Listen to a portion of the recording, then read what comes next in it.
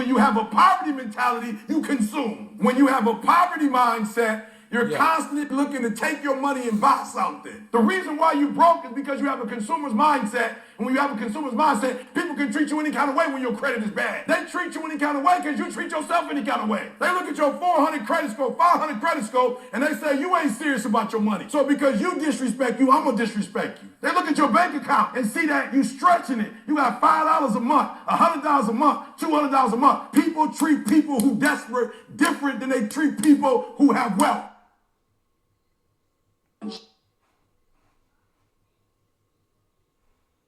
I wanted to share that today. I shared that yesterday, but I wanted to go over some key part, the one that really should hit home with a lot of people seeing that. Shout out to Eric Thomas, is always dropping gems.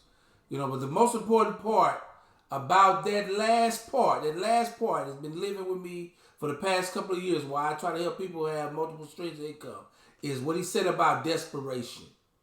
It's not anybody's evil. People treat desperate people lesser than they treat people with wealth.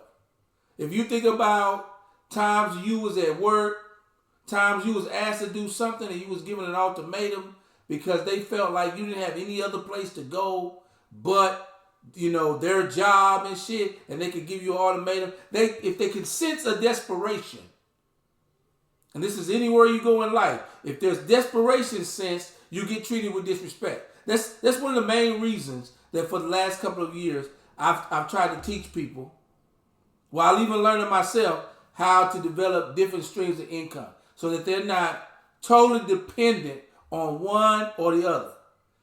It's not about just making money and being hyper active about just making money. It's about having independence, having options, having respect, being treated with a respect.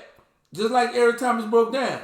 If people look at your credit score, or they'll look at you at the fact that you don't have much education, or they'll look at the fact that you have all of your expenses tied to one job, one income, they know that you don't have options.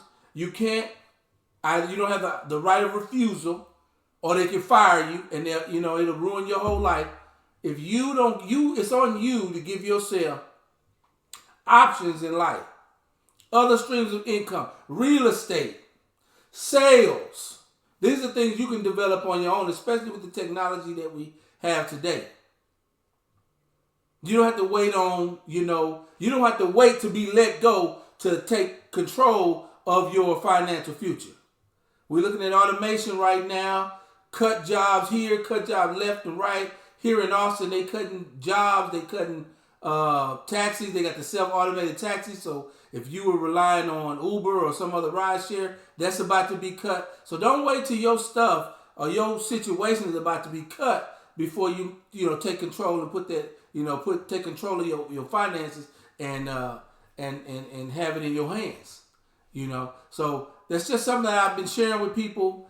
It speaks to my heart on that, because we were watching, my wife and I were watching a episode of BMF the other day.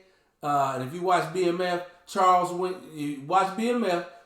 goes into the pawn shop to pawn the guitar. And he tells the guy that he's desperate. Immediately when he says how desperate he is, the guy raises the price. So, never let that be you.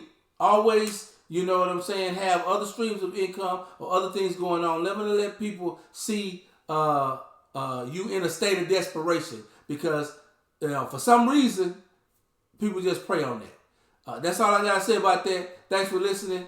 Have a good one.